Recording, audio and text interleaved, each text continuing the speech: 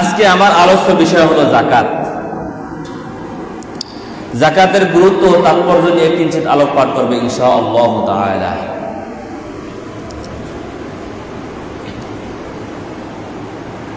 তো যাকাত কি ও কেন, যাকাতের অর্থ কি,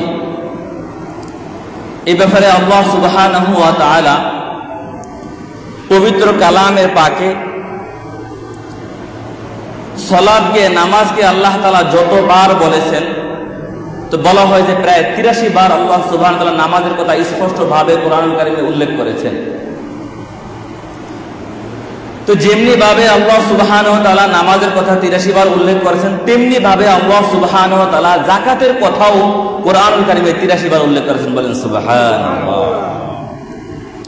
এমনকি আল্লাহ সুবহানাহু ওয়া তাআলা আকিমুস সালাহ, হে ঈমানদারগণ তোমরা নামাজ আদায় করো, এই শব্দে আল্লাহ সুবহানাহু ওয়া তাআলা নামাজের কথা বলছেন ৩৩ বার।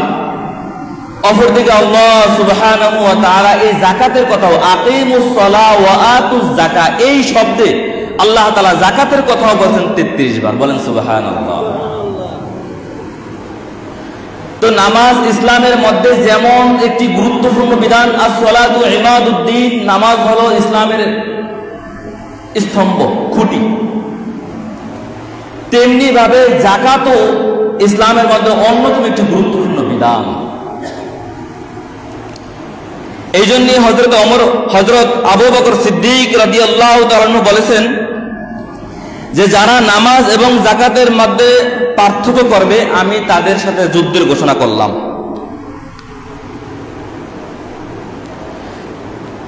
যারা নামাজ এবং যাকাতের মধ্যে পার্থক্য করতে চাবে, অর্থাৎ নামাজ পড়বে কিন্তু যাকাত আদায় করবে না, আমি তাদের বিরুদ্ধে যুদ্ধের ঘোষণা করলাম। বুখারী শরীফের 1399 নম্বর হাদিস।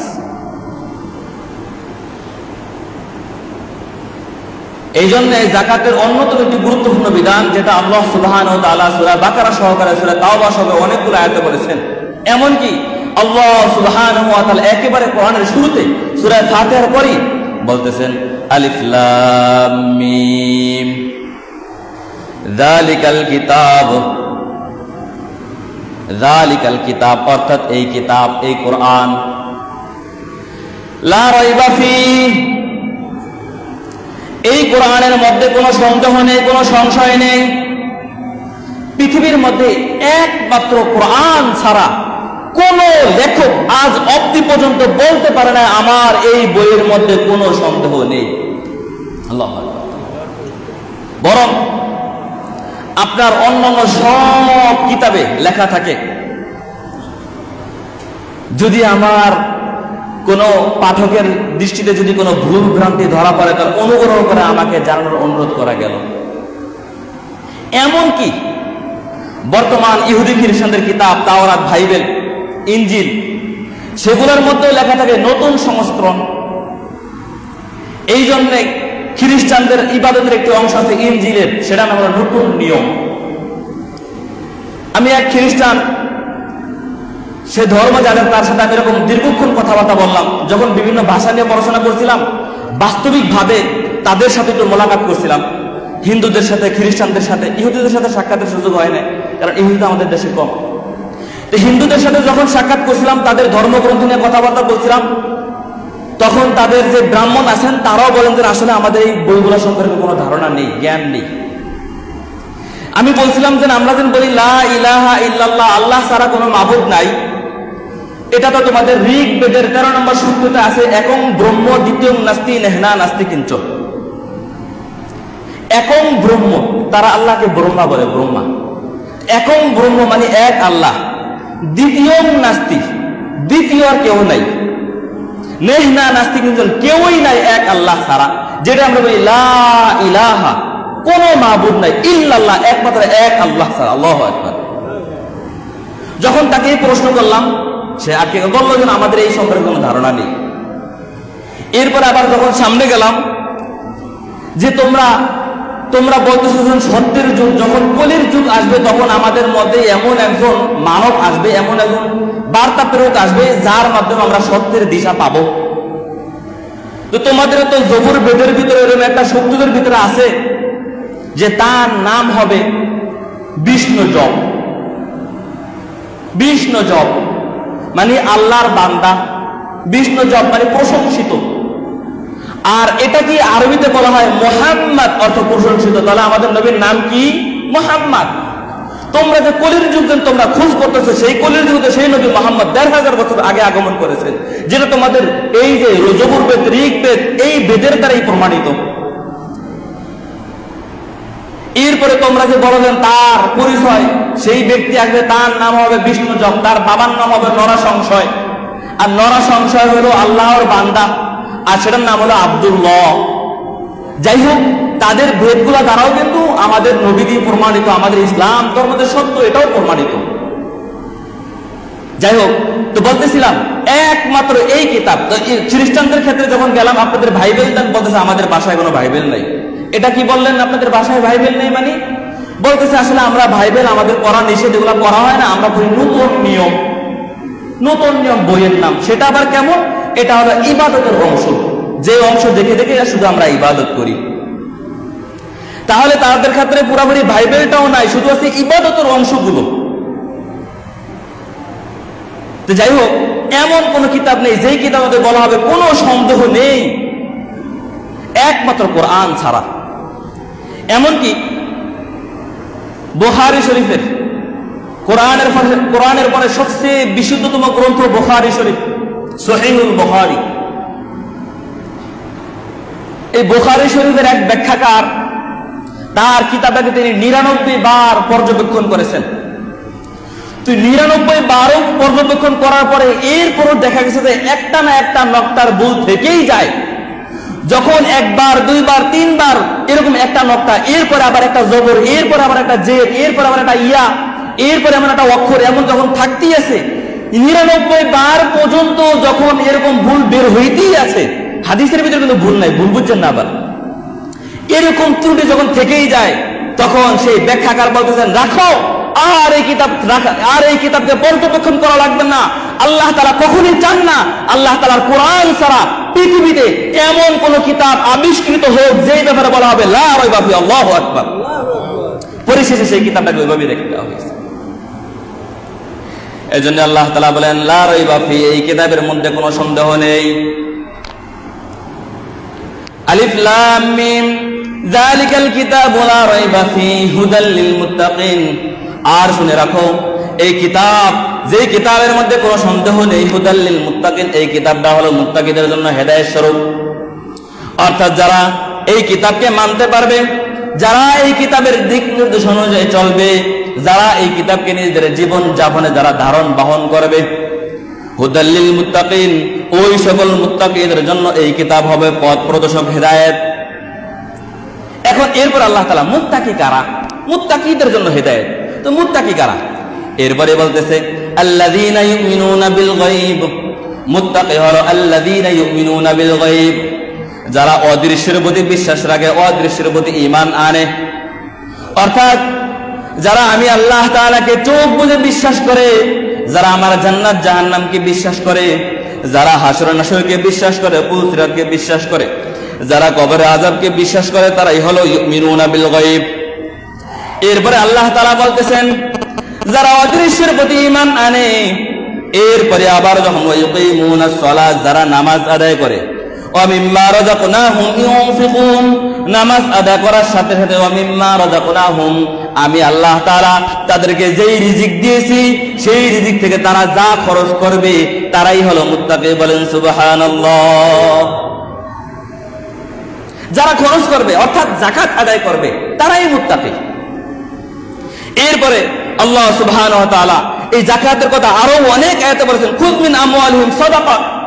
হে নবী, আপনি আমার উম্মত থেকে আমার বান্দা থেকে আপনি সদকা গ্রহণ করুন। তুতাহিরুহুম, এই সদকার দ্বারা কিভাবে জানেন? আমি তাদেরকে পুত পবিত্র করে দেব।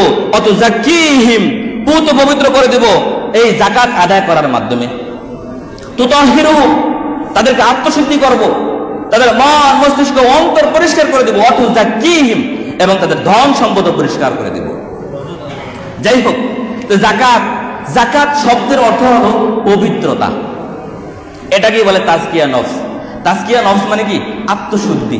আত্মশুদ্ধি মানে কি? আত্মাকে পবিত্র করা। এটা কি আরবি পরিভাষায় তাজকিয়া নফস বলে, আত্মশুদ্ধি বলে। তো সেখান থেকে যাকাত অথবা পবিত্র অর্জন করা। আবার অপরদিকে যাকাতের আরো একটি অর্থ হলো বর্ধনশীল হওয়া, বৃদ্ধি পাওয়া। এটা হলো শাব্দিক অর্থ। তো প্রত্যেকটা জিনিসের শাব্দিক অর্থের সাথে পরিভাষার অর্থ একটু সামঞ্জস্য আছে। পরিভাষায় যাকাত বলা হয় সাহেবে নিসাব, অর্থাৎ শরীয়তে নির্দিষ্ট পরিমাণ যার সম্পদ রয়েছে, সাহেবে নিসাব, তার মালের নির্দিষ্ট অংশ নির্দিষ্ট ব্যক্তির কাছে পৌঁছে দেওয়াকে যাকাত বলে। এই ক্ষেত্রে বিশ্লেষণ বিস্তারিত আমরা আলোচনা করব। তার নির্দিষ্ট মালের নির্দিষ্ট অংশ, অর্থাৎ সব মাল থেকে না, তার ঘর বাড়ি খাট পালং ইত্যাদি যা কিছু ফিরিস্তির এই মাল না, নির্দিষ্ট মাল। তো নির্দিষ্ট মাল থেকে নির্দিষ্ট অংশ, সব মাল না, সব মাল দান করতে হবে না, নির্দিষ্ট একটি অংশ। আবার সবাইকে দান করবে না, বরং নির্দিষ্ট কিছু লোককে যারা যাকাত খাওয়ার উপযুক্ত। এটা কি বলে পরিভাষায় যাকাত। তো এই ক্ষেত্রে বলা হয় যে আল্লাহ সুবহানাহু ওয়া তাআলা মানুষকে মৌলিক 4টি উপাদান দিয়ে সৃষ্টি করেছেন। একটি হলো আগুন, দ্বিতীয়টি হলো পানি, বাতাস, মাটি। এই 4টি পদার্থ দিয়ে আল্লাহ সুবহানাহু ওয়া তাআলা মানুষকে সৃষ্টি করেছেন। তা আগুনের মূল স্বভাব হলো উপরের দিকে ওঠা, উপরে উঠে যাওয়া। আর যেটাই ইবলিস আল্লাহ তাআলাকে বলছে খলাকতানি মিন নার, আপনি আমাকে আগুন থেকে সৃষ্টি করেছেন। খলাকতাহু মিন তিন, আর আপনি আদমকে সৃষ্টি করেছেন মাটি থেকে। আগুনের অভ্যাস হলো, আগুনের স্বভাব হলো উপরের দিকে ওঠা, মাটি হলো নিচের দিকে যাওয়া। তাহলে আমি উপরের দিকে ওঠা থেকে আমি কিভাবে আদমকে সেজদা করব? এই ছিল আদমের যুক্তি। তো যাই হোক, আগুনের স্বভাব হলো উপরের দিকে ওঠা, আর পানির স্বভাব হলো এটা নিজেকে নিজে নিয়ন্ত্রণ না করা, অর্থাৎ সে যেখানে ঢালু পাবে, যেখানে নিচে পাবে, সেদিকে সে গড়িয়ে যায়। অপরদিকে বাতাস তার স্বভাব হলো সর্বত্র ছড়িয়ে যাওয়া, সে সর্বত্র ছড়িয়ে যায়, যেখানে ফাঁকা পায় সেখানে ছড়িয়ে যায়। অপরদিকে হলো মাটি, আর মাটির স্বভাব হলো সে নিজের দিকে সবকিছু গ্রাস করা, নিজের দিকে সবকিছু টেনে নিয়ে যাওয়া। তো যেহেতু মানুষের মৌলিক উপাদান হলো 4টি, আগুন, উপরের দিকে ওঠা, তো এই মৌলিক 4টি উপাদানের 4টি বদ অভ্যাসও মানুষের ভিতরে রয়ে গেছে। আর সেই 4টি বদ আখলাকের জন্য আল্লাহ সুবহানাহু ওয়া তাআলা মৌলিক 4টি ইবাদত দিয়েও এগুলাকে আল্লাহ তাআলা দমন করেছেন। তো যেমন আগুন উপরের দিকে ওঠে, তো মানুষের ভিতরে যেহেতু আগুনের একটি পদার্থ রয়েছে, এই জন্য সে উপরে উঠতে চায়, অহংকার করতে চায়, দাম্ভিকতা করতে চায়। তার নিম্নস্থ কোনো মানুষকে মানুষ মনে হয় না, সে তখন অল্প কিছুতেই সে অহংকার করে, দাম্ভিকতা প্রকাশ করে। আবার অপরদিকে যেহেতু মানুষের সৃষ্টির মধ্যে যেহেতু পানি রয়েছে, পানির স্বভাব হলো সর্বত্র ছড়িয়ে পড়া, আর এই জন্য পানিও সে যেহেতু নিজেকে নিজে নিয়ন্ত্রণ করতে পারে না, এই জন্য মানুষও সে নিজেকে নিজে নিয়ন্ত্রণ রাখতে পারে না, সে যা চায় তাই গ্রহণ করতে চায়, সে কারো আনুগত্য প্রকাশ করতে চায় না, নিজেকে সংযম রাখতে পারে না। 3 নাম্বার হইল বাতাস। পানি হলো নিচের দিকে যায়, নিজেকে নিজে নিয়ন্ত্রণ করতে পারে না। 3 নাম্বার হইল বাতাস সর্বত্র ছড়িয়ে পড়ে। আর এই মৌলিক উপাদানটা মানুষের ভিতরে থাকার কারণে সেও তার ক্ষমতাকে, সে যেখানে যায় সেখানে ক্ষমতার প্রয়োগ করতে চায়, সব ক্ষেত্রে সে ক্ষমতাকে বেছে নিতে চায়, সর্বত্র সে তার ক্ষমতাকে প্রয়োগ করতে চায়, সব জায়গায় সে ক্ষমতা চায়। অপর দিকে হলো মাটি যেহেতু সব কিছু তার নিজের দিকে নিজে গ্রাস করে, এই জন্য মানুষের এটি স্বভাব হলো মানুষের যা কিছু পায় সে সব কিছু সে সংগ্রহ করে রাখে, কোনো কিছু তার থেকে ছাড়তে চায় না। সে যা পায় সবকিছু গ্রহণ করে, সে যা পায় সবকিছু গ্রহণ করে। এই জন্য নবী করিম সাল্লাল্লাহু আলাইহি ওয়াসাল্লাম বলেছেন, মানুষ যতই সম্পদের মালিক হোক কখনোই তার পেট ভরবে না ইল্লা তুরাব, একমাত্র মাটি ছাড়া। অর্থাৎ যতক্ষণ না পর্যন্ত সে দাফন হবে ততক্ষণ পর্যন্ত সে ক্ষমতার সে ক্ষমতা শুধু বিস্তৃত করতেই চাইবে, সে সবকিছু গ্রহণ করতেই চাইবে। এই জন্য আল্লাহ সুবহানাহু ওয়া তাআলা মানুষের ভিতরে যেহেতু অহংকারের মতো একটি জিনিস রয়েছে, উপরের দিকে উঠতে চায়, এজন্য আল্লাহ সুবহানাহু ওয়া তাআলা মৌলিক একটি ইবাদত দিয়েছেন নামাজ। তুমি যতই উপরের দিকে উঠতে চাও, তুমি যতই অহংকার দাম্ভিকতা করতে চাও, একটা দিন শেষে তোমার দিনের কিছু নির্দিষ্ট সময় তোমার কিন্তু কান ধরে, তোমার কিন্তু হাতে কিন্তু বেরিকাপ হ্যান্ডকাপ কিন্তু তোমার করতেই হবে। যতই তুমি উপরের দিকে ওঠো, যতই তুমি ক্ষমতাশীল হও, যতই তুমি বাহাদুরি করো না কেন, তোমার কান ধরে হাতে হ্যান্ডকাপ কিন্তু পড়তেই হবে। শুধু তাই নয়, হাতে হ্যান্ডকাপ পরে তাই নয়, তোমার মাথাটাকে রুকু সিজদার মাধ্যমে তোমার নিজেকে নিজে একেবারে বিলিয়ে দিতে হবে। বলেন সুবহানাল্লাহ। এই জন্য তুমি যতই অহংকার করতে চাও, নামাজের মাধ্যমে কিন্তু তোমার সব অহংকার কিন্তু ধূলিসাৎ হয়ে যায়। এই জন্য আল্লাহ সুবহানাহু ওয়া তাআলা বলেন, ইন্নাস সালাতা তানহা আনিল ফাহশাই ওয়াল মুনকার, নিশ্চয় নামাজ, ইন্নাস সালাতা তানহা আনিল ফাহশাই ওয়াল মুনকার, নিশ্চয় নামাজ মানুষকে খারাপ এবং অশ্লীল বিষয় থেকে আল্লাহ তাআলা বিরত রাখেন। নামাজ বিরত রাখেন, সেটা কিন্তু নামাজের মতো নামাজ হতে হবে, তাদিল আরকানের সাথে। অপরদিকে হলো পানি। পানি যেরকম ভাবে নিজেকে নিজে নিয়ন্ত্রণ করতে পারে না, যেখানেই ঢালু পায় সেখানেই চলে যায়, সংযম করতে পারে না। এই জন্য আল্লাহ সুবহানাহু ওয়া তাআলা মৌলিক একটি ইবাদত রোজা, যে রোজার মাধ্যমে সে নিজেকে নিজে সংযম নিয়ন্ত্রণ করতে শেখায়। মন চায় যা চাই তাই খেয়ে ফেলি, মন চায় পান করতে, মন চায় খাবার দাবার খাইতে, মন চায় মানুষকে কাউকে কষ্ট দিতে, মন চায় সুদ খেতে, ঘুষ খাইতে, মন চায় গীবত শিকায়ত করতে, মন চায় স্ত্রীর কাছে যাইতে। কিন্তু রোজা এমন একটি বিধান যে রোজার মাধ্যমে আল্লাহ সুবহানাহু ওয়া তাআলা মানুষকে সংযমের শিক্ষা দিয়েছে। 3 নম্বর হলো বাতাস। বাতাস যেরকম ভাবে সর্বত্র ছড়িয়ে পড়ে, আল্লাহ সুবহানাহু ওয়া তাআলা যেহেতু মৌলিক উপাদান বাতাস, আল্লাহ তাআলা তেমনি ভাবে মৌলিক একটি ইবাদত হজ, হজের মাধ্যমে যেরকম ভাবে সে সর্বত্র ছড়িয়ে পড়তে চায়, সর্বত্র তার ক্ষমতাকে সে কুক্ষিগত করতে চায়, কিন্তু হজের মাধ্যমে আল্লাহ সুবহানাহু ওয়া তাআলা শিক্ষা দিয়েছেন, শিক্ষা দিতে চান। হজ হলো এমন একটি বিধান, যেই বিধানে কোনো গরিব দুঃখী বাদশা ফকির সব সমান, সবার এক পোশাক, সবাই খালি মাথায়, চুলগুলো এলোমেলো।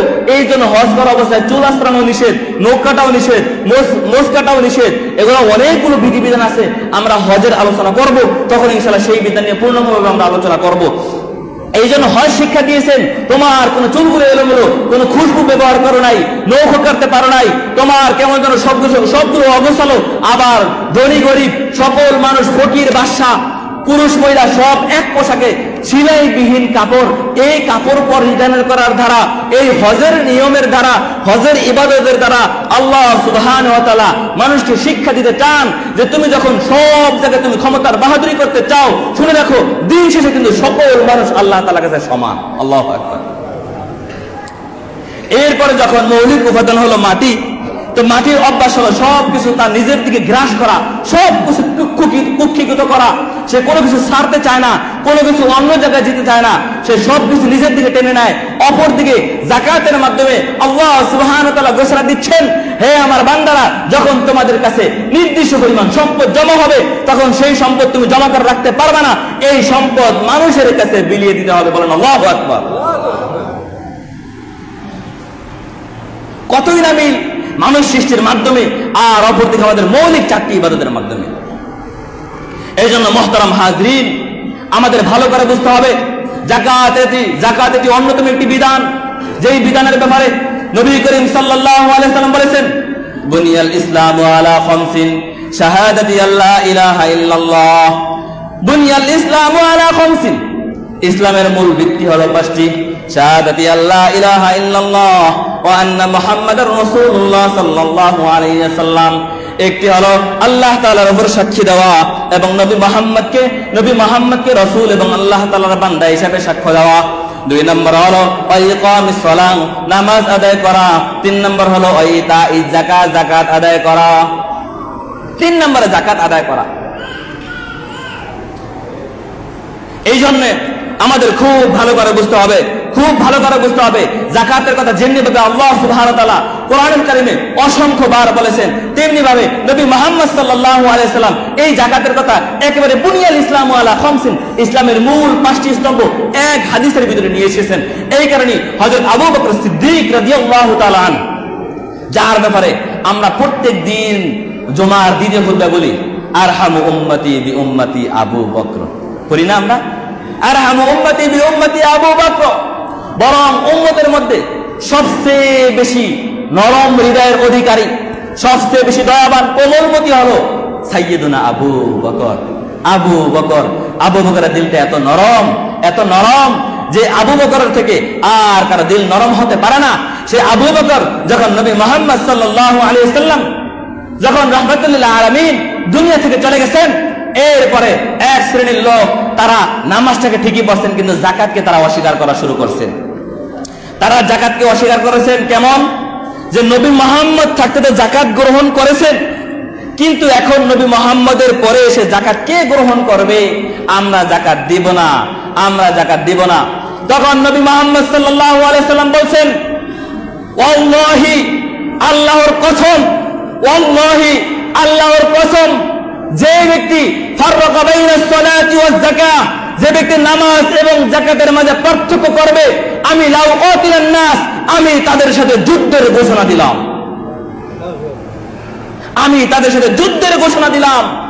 এমনকি আবু বকর সিদ্দিক রাদিয়াল্লাহু তাআলা যারা সিরাতে নবী পড়েছেন, তারা যারা সিরাতে আবু বকর পড়েছেন, আবু বকরের জীবনী পড়েছেন, আপনারা শুনে থাকবেন নবী করিম হযরত আবু বকর সিদ্দিক রাদিয়াল্লাহু তাআলা এরপরে নবী করিম সাল্লাল্লাহু আলাইহি ওয়াসাল্লাম হযরত আবু বকর সিদ্দিক রাদিয়াল্লাহু তাআলা যখন খলিফা হয়েছেন, তিনি একেবারে শুরুর দিকেই তিনি মানিঈন যাকাত, অর্থাৎ যারা যাকাতকে অস্বীকার করেছেন তাদের সাথে তিনি শেষ পর্যন্ত যুদ্ধ করেছেন। তাহলে আমাদের বুঝতে হবে যাকাত তেমন একটি বিধান, কত একটি গুরুত্বপূর্ণ বিধান। আর অপরদিকে আল্লাহ সুবহানাহু ওয়া তাআলা বলতেছেন, এই যাকাত হলো তোমরা যারা মালের সম্পদের তোমরা যাকাত দিবা, এই যাকাত দিলে তুতাহিরুহুম, তিনি তোমাদেরকে পবিত্র করবেন। যেমনি ভাবে এই যাকাতের দ্বারা তাদের মালও পবিত্র হবে, অপরদিকে তাদের নফস পবিত্র হবে। নিজের খাটুনিতে নিজে পরিশ্রম করে, নিজের মাথার ঘাম পায়ে ফেলে যখন নিজের মেধা দিয়ে, নিজের বুদ্ধি দিয়ে, নিজের শক্তি দিয়ে যখন আমি মাল সম্পদ কামাই করি, ইনকাম করি, আমার সম্পদ যখন আল্লাহ তাআলা বৃদ্ধি করে দেয়, এরপরে এত কিছু এত কষ্ট করার পরে যখন এত কষ্ট করে সম্পদ সংগ্রহ করে, সম্পদ জোগাড় করে, যখন এর থেকে ওই বান্দা আল্লাহ তাআলা শুকরিয়া স্বরূপ আল্লাহ তাআলার বিধান অনুযায়ী যখন সে তার নিজ মাল থেকে যাকাত দিয়ে দেয়, তখন তার নফস কিন্তু চায় না যে নিজের সম্পদ থেকে নিজের মাল অন্যকে দিয়ে দিবে।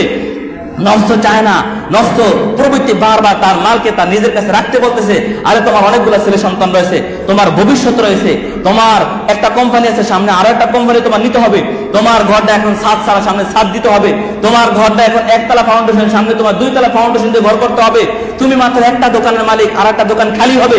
যখন নফস বারবার তাকে ধোঁকা দিচ্ছে, এরপর যখন তিনি আল্লাহ সুবহানাহু ওয়া তাআলা বিধানকে অগ্রাধিকার রেখে, আল্লাহ তাআলার বিধানকে সামনে রেখে যখন তিনি সেখান থেকে যাকাত দিতেছেন, তখন তার নফস কি পবিত্র হয় না? অবশ্যই পবিত্র হয়। অপরদিকে সে যখন তার যাকাত যখন তার সম্পদ থেকে যাকাত দেন, তার সম্পদের নির্দিষ্ট একটা অংশ তার জন্য হালাল হয়ে যায়, আর একটি অংশ ওই গরিবের হক হিসাবে বিবেচিত হয়। যদিও সম্পদ আপনার মালিকানায়, কিন্তু যাকাতের নির্দিষ্ট অংশ অটোমেটিক আল্লাহ তাআলার পক্ষ থেকে সেই মালের মালিক কিন্তু আপনি নয়, সেই মালের মালিক কিন্তু ওই গরিব মিসকিন মানুষ, ওই গরিব ফুকরা মানুষ।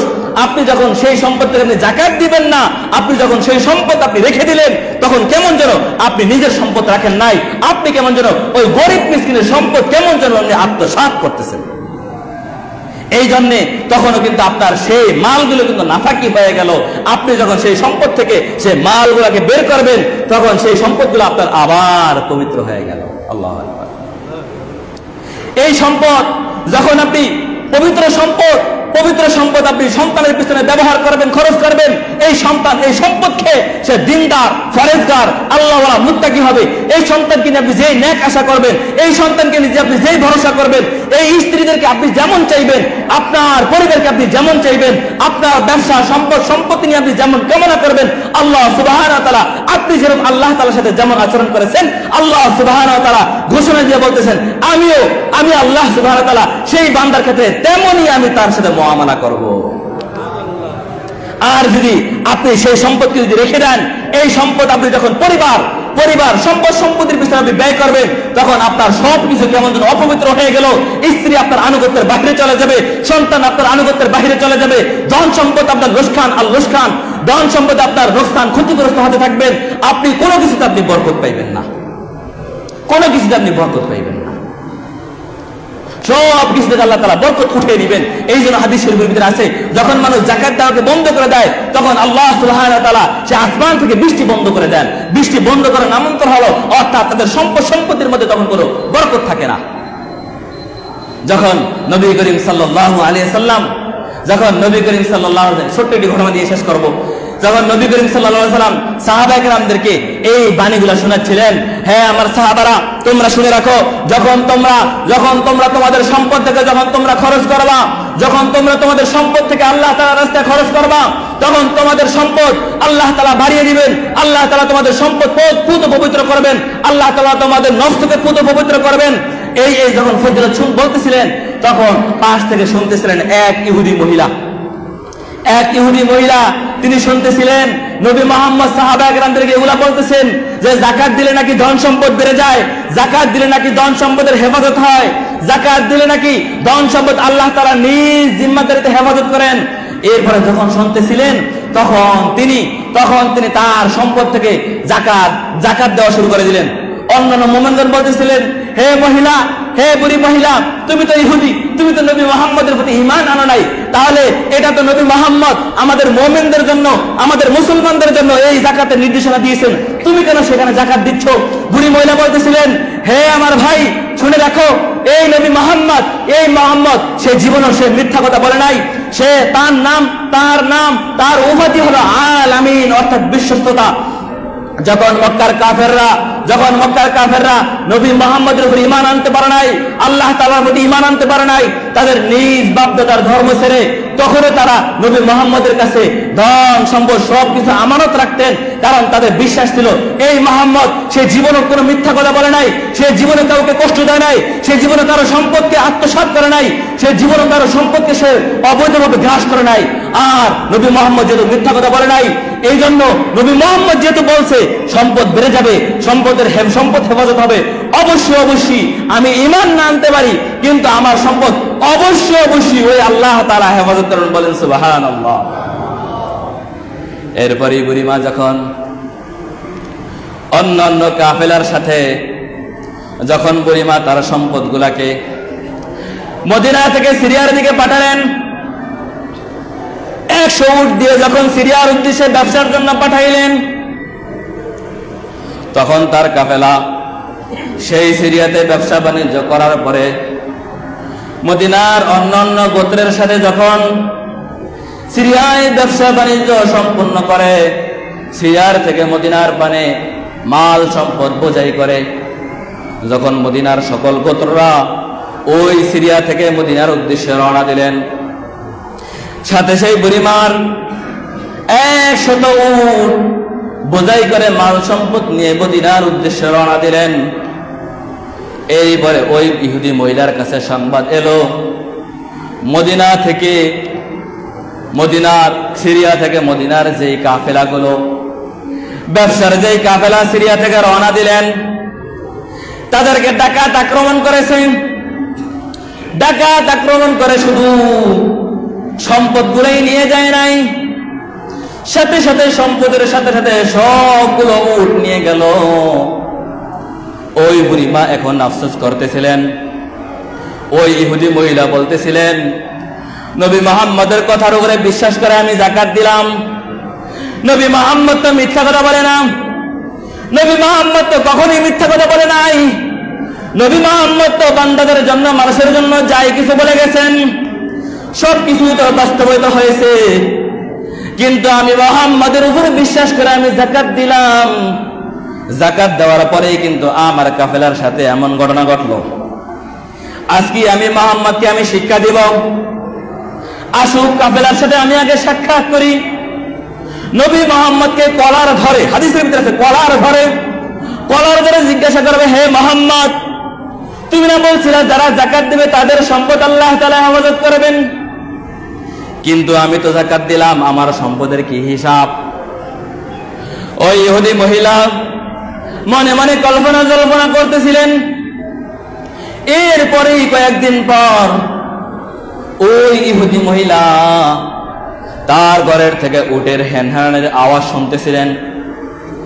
আওয়াজ শোনার পরে ওই মহিলা সে দৌড়ে ঘর থেকে বের হলেন।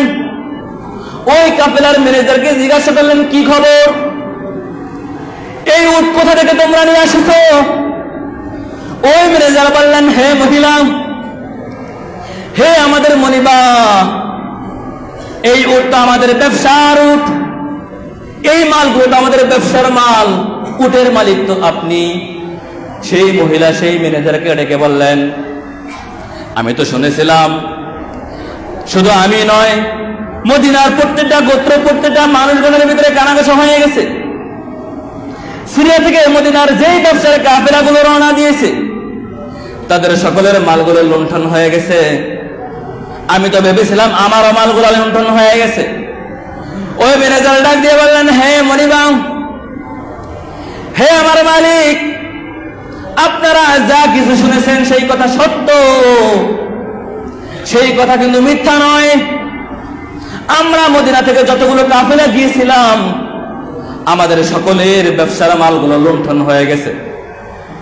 ডাকাত দল আমাদের মালগুলো নিয়ে গেছে। কিন্তু ঘটনা শোনেন, যখন আমাদের কাফেলা আমরা উট নিয়ে যখন মদিনার পানে আমরা তাড়াইতেছিলাম, নির্দিষ্ট একটি জায়গায় আসার পরে এই উটের মধ্যে যে আমির উট ছিল, উটের একটি নিয়ম হলো তাদের সামনের যে উট থাকে লিডার, উটের যে আমির, এই উটকে কেন্দ্র করে, উটকে অনুসরণ করে পিছনে যত উটগুলো আছে সব উটগুলো তাকিয়ে অনুসরণ করে। সে যেদিকে যাবে অন্য সব উটগুলো সেদিকেই যায়। এরকম অনেকগুলো ঘটনা আছে। ওসমান ইবনে আফফান রাদিয়াল্লাহু তাআলা, সংক্ষিপ্ত একটা ঘটনা। ওসমান ইবনে আফফান অনেক বড় ঘটনা, সংক্ষিপ্ত। যে এক ব্যক্তিকে বলতেছেন, যাও তোমার আমার ওই উট থেকে যেই উটটা মাল সহকারে তোমার পছন্দ হয় তুমি সেই উটটা নিয়ে যাও।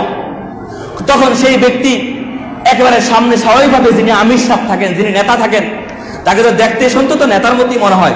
এখন তার পছন্দ হইল একেবারে সামনের উটটাই, যে উটটা আমির। এখন ওসমান ইবনে আফফান বলতেছিলেন, তোমার যে উটটা পছন্দ হয় সেই উটটাই তুমি নিয়ে যাও।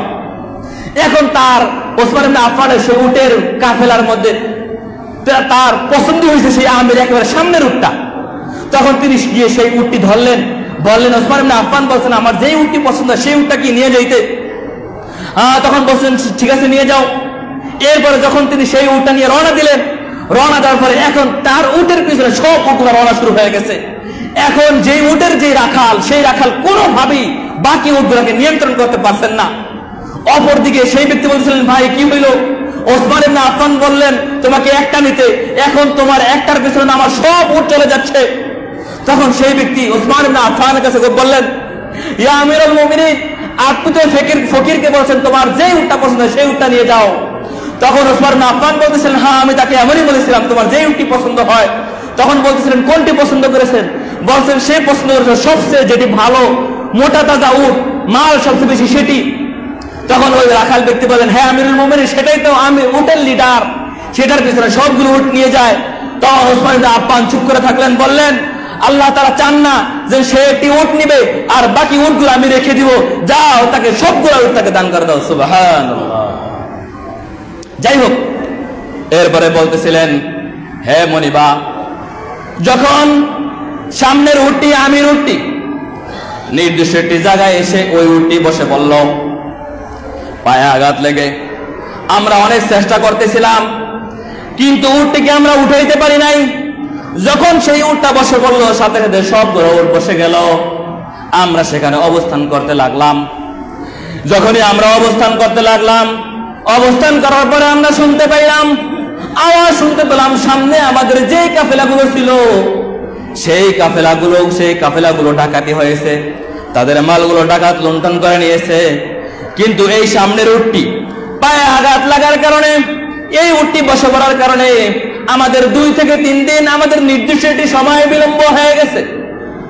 নির্দিষ্ট একটি সময় বিলম্ব হওয়ার কারণে এরপর আবার আমরা যখন রওনা দিলাম, তখন সেই ডাকাত, সেই দস্যুদের সাথে আমাদের কোনো সাক্ষাৎ হয় নাই, তারাও আমাদেরকে আর পায় নাই। এই বলে আপনার মালগুলোকে আল্লাহ সুবহানাহু, আপনার মালগুলো এইভাবে হেফাজত হয়ে গেল।